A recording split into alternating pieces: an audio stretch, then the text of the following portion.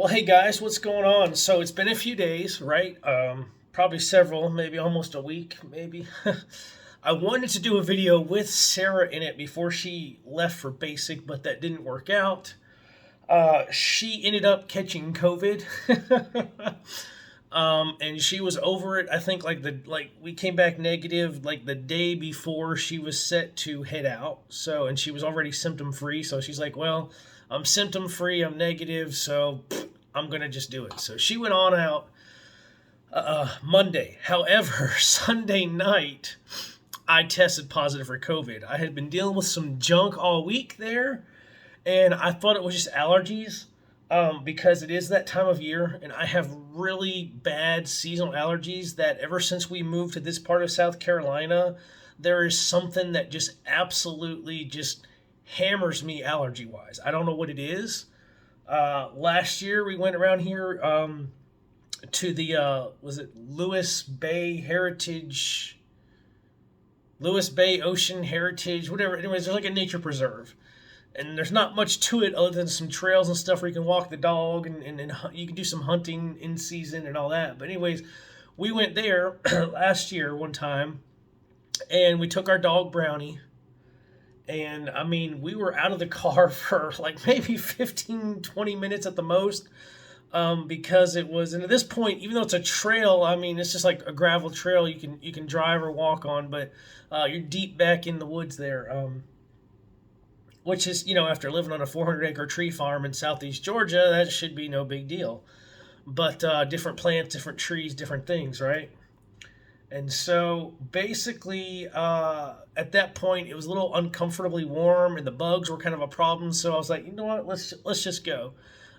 For our dog, I prefer to take him to the dog park because he could be off leash and run wild and have some fun with some other dogs, and he gets more out of it than just a walk in a new environment. So, but anyways, after that short little spurt, I was laid up. I had a really bad like sinus stuff or whatever. I went to the doctor, and and this was last year, so COVID was still going on. I went to the urgent care, and this is when people were still freaking out a little bit more about COVID than they are now because treatment protocols and exactly how it is and isn't spread was still not quite locked in and hadn't quite disseminated out to like everybody yet. But we went there, they ran a COVID test, came back negative, and so I was like, look, I just need some help because all of this is just So they gave me like two different two different nasal sprays, Zysol, which normally I take like Allegra or something, but Zysol kind of basically makes you sleep. It's kind of like what I call the Benadryl effect. So they gave me all that. And then I want to say there was something else, like they gave me a corticosteroid or an antibiotic or something too. So I had like all that for almost a week before I was like cleared up and ready to go. So that's kind of what I thought was happening. And the thing is I was testing negative throughout the week for COVID. I had like 3 tests. And out of those 3 tests, the first 2 came back negative, and I'm like, oh, okay. But then Sunday night, boom, tested positive. So it's been rough. However, last night everything worked itself out. I was finally able to sleep through the night like I would have before COVID. And so I feel a lot better today. Plus, our apartment complex has a little pond, and there's like a path kind of trail thing paved around the pond that you can kind of walk around. It's about a quarter mile. So just been taking the dog out there, doing some low key, slow pace, just meandering around, taking her time. The biggest thing is just being out in some fresh air, getting some sun, moving the legs a little bit so I'm not just sitting on my rear end. Nothing crazy. It's not a power walk. I'm not trying to run a mile or get some cardio in or anything like that because I don't have the energy for any of that really. It's rough. So anyways, I am doing better today. But it just kind of sucks because, the last week that Sarah had here, she was off from her job because of COVID, but she would have had a few days off. She would have had her normal Monday and Tuesday off, and then this weekend she had off because her last day at Walmart was Friday. And so it would have been a great chance for me to spend some time with my wife before she went off to basic training. But unfortunately, because of COVID, we kind of separated out, separate bedrooms, use separate bathrooms. We tried to, if we were in the same room together, we tried to make sure that we kept like a little bit of social distance. Um, I tried to really, really double down on like, hun, if you need anything from the kitchen, you just tell me, I'll come running. But just, it's not that I don't want you to do anything or that I think you can't, but it's just like, hey, we want to lower the chance of contamination, right? And if you do have to go in there, please use gloves, please use mask, use hand sanitizer. Somewhere along the way, I must have slipped up, or we must not have been strict enough because, dadgummit, I caught it anyways. And I work from home and don't go out much these days, anyways. Um, but I don't know. So probably got it from her. So, but love is sharing COVID, right? But really though, that's kind of how that week went. So Monday morning, I took Sarah. Drag myself around. Takes like a couple hours for me to get going. So I had to take her there by a little bit after 9, which means I was up by about 7.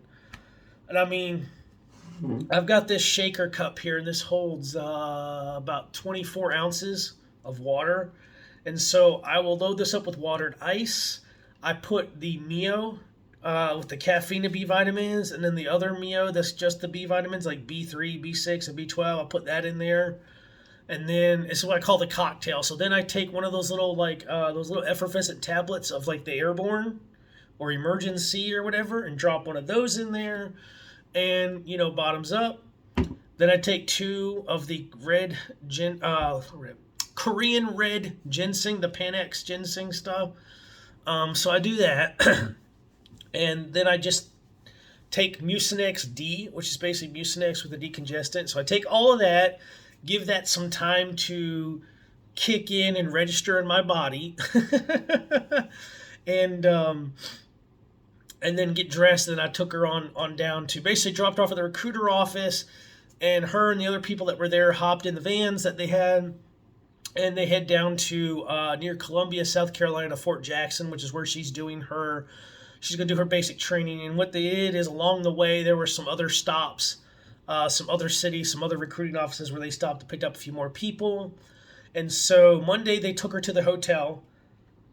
So basically Monday night she's in a hotel. Tuesday morning-ish, afternoon-ish, they head over to Fort Jackson to what is actually the same facility where she does MEPS for what they call reception. And she's going to be getting her uniform, learning how to get all that gear on, the uniform stuff, and how to properly wear that, and it's the beginning of all those things, getting all the paperwork sorted out. We've done direct deposit. We got that set up, and that's ready to go. But she'll fill out the paperwork for that and all the different things that you do there. And basically that's reception for this week. And then I don't know if it's the weekend. Like, I don't know if it's like a 7-day week or just a work week. So I don't know if like this weekend she'll leave reception and go to actually start what they call the red phase for basic training, or if she will end up doing that next Monday. And let me actually look this up because I want to share with you guys. There's phases of basic training. So essentially, it's not all just the same thing, right? It's a progressive thing. It's a planned out, structured training, not just from a day to day, but from basically a week to week. So, according to military1source.mil, so basically this is an official military site. This is not John Doe's Wikipedia or Mary Jane's blog. This is Reception Battalion, which is also called Week 0. So that's what she's in right now.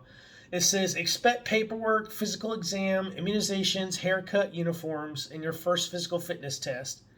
And she's been working hard, not just on getting in shape, but specifically on being prepared to pass or meet the requirements of that physical fitness test. So I'm sure she'll do good there. And, she already had a physical. Everybody already gets that when they go to MEPS, but there's a little bit of a gap between MEPS and now, so they just want to make sure that nothing has changed. Want to make sure that you're still good to go. I know that she had an issue with a tooth. Unfortunately, we never really ended up with good dental insurance. We never really ended up with enough free money to handle the cost of what would have to be done because it was quite the ordeal. It wasn't like she just needed a filling or a crown put on, like it was rough. So they're going to be working on that this week and stuff. So I'm sure she's going to be just thrilled about that. But so haircut, uniforms, she actually got her mom came over and gave her a pretty cool haircut, so that she's good to go. I think for women it's not as strict. Men, you pretty much like buzzing it, man, buzz cut all around. For women, I think as long as you have it at a certain length or shorter, you're fine, and you can just ponytail it up. But she didn't want to fight that. She didn't want to deal with that all that time, so she decided to get something cut shorter where she wouldn't deal with that. So that's week 0. So basically, after that, we go to phase 1 or red phase, which is week 1 through 3. So you got a few weeks in there. So it says the civilian begins to become a soldier. It says you'll learn the fundamentals of soldiering, the core Army values, Army traditions and ethics, what it means to be a soldier, and then this is where she'll take the Army combat fitness test, which I don't know if that's different from the physical fitness test or what that is. But that's interesting. So I guess one is looks like hand release push-up, standing power throw, strength deadlift. That sprint drag carry. That's the only thing. Well, that 2-mile run. Yeah, that's rough. I don't run. I have some issues with my feet and the nerves in them because of some issues, and so yeah, running no. I would have to stare at my feet the whole time just to make sure I didn't fall. So she do all that. Then phase 2, which is weeks 4 through 5, that focuses on self-discipline, teamwork, combat skills, night training, hand-to-hand combat and weapons training, basic rifle marksmanship. Man, I would love to just sign a waiver and spend a chunk of change and just get that. Like, just the Army version of those two things, just for like a civilian thing, like a couple weekends or something. Not all that other stuff, but just those two things. That'd be really great. So do that. Physical fitness again, which is kind of be a reoccurring theme, right? It's kind of woven throughout the physical fitness. So, and then phase 3, the blue phase. So that was white. So it's red, white, and blue phases. So here we go. Blue phase is weeks 6 through 9. There's additional weapons training and rifle marksmanship, overview of convoy operations, military operations in urban terrain, field training exercises, and then the final step of blue phase is pass all 212 tasks of the end of cycle test. So cool stuff. I mean, she'll learn how to throw live grenades and shoot things and all that. It's be awesome. So if you see us out on the street, don't mess with me or my wife will take you down. And then after that is graduation. So you officially graduate from basic combat training. You get a day with your family. So there'll be a family day, and I'll get to do some stuff with her. Like, we'll get to go off. There'll be some kind of thing, and I'll get to go off with her, but she can't leave the base because technically she hasn't graduated yet. But we have a certain number of hours. She's just going to be back by X time, and we can go and do things and spend the day together. And then the next day will be graduation. Similar concept, although because she's graduated, she will be able to leave the base. Just got to be back by a certain time. And then at that point, she'll be doing her advanced individual training. I think that's what that is, AIT, which is where she trains for stuff that's specific to her MOS, which is religious affairs, which is actually at the same place. She actually will do that at Fort Jackson, so not really far to go, but and then I won't see her again until she's done with AIT. So, but that's good though. At least I get to see her a little bit. It does help a little knowing that, hey, about 10 weeks or so, I get to see her again. I'm excited for her. She's worked really hard. I know it's going to be strange with my wife being gone for like 10 weeks, but hopefully once I'm over this COVID and I'm back to normal next week, I have things I can do. I have some friends I can hang out with. I can go down to the game store, play some minis, do stuff like that. I can get out and about still, which will be good. I just can't do it this week because I got COVID. But yeah, so I'm hoping that this passes soon because it's really rough. Because I was like, man, She had me here to help take care of her all week. I don't have that. But yeah, so that's what's going on, guys. That's where we are, and hopefully, once she actually leaves reception battalion and goes to basic, I should get this really brief, simple phone call from her, um, which will basically be scripted, is what I understand. She has like a script with some very specific things that she needs to tell me. She's got like X amount of time for the call, super short, brief, to the point. Like, hey, I'm calling to let you know I've arrived safely at such and such. I'm here at the thing, da da da. This is where I'm at, and you should expect to hear from me again around this time and such things like that. So that is where we're at. So yeah, once that happens, I'll probably do another video then. Well, I'll probably do other videos before then, but as far as anything updating on the Army life there, we'll do that. The big thing is going to be after that 10 weeks is up, about, somebody said maybe halfway or towards the end of her AIT, she will find out where she's going to be assigned. We don't necessarily have total control over that, but she was told to go ahead and make out a list of where you would want to go, like your top, what did she say, like top 10 or top 5 or something. So it looks like they do take that into consideration. But again, you know, it just depends on where there's a need, where there's a spot to fill, so to speak. So we will see how that works. Until then, guys, stay safe. Be careful. Man, COVID is out there. It's not the big, bad, hairy, scary monster. I wanted to say that also, neither of us are vaccinated or boosted or hand jive or whatever. Anyway, none of us are neither one of her or myself are that. Although she probably will be vaccinated now, being in the Army. But I mean, is it fun? No, it's horrible. Who likes being sick?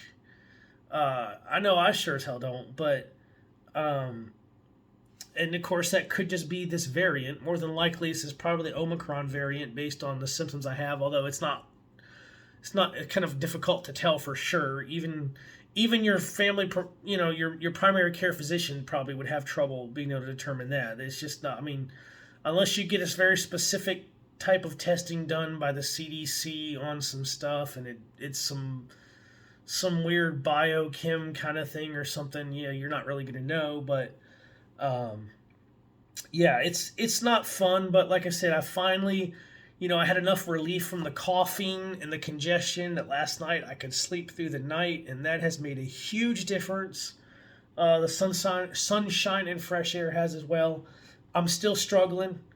I'm still off work this week. I'm definitely not taking any support phone calls. I'm not hopping in any meetings, at least not today. We'll see tomorrow. That may change. But as of for today, I just don't have the energy because it's about 9:45 a.m. And probably by about 2 or 3 o'clock, I'll be ready for a nap. I know, this sounds horrible. Like, it's like I'm getting old, but I'm not. I'm just sick. So that's where we're at, guys. So stay safe. But you know what? Be smart. Don't lose your minds. Don't be a COVID idiot, okay? Thanks.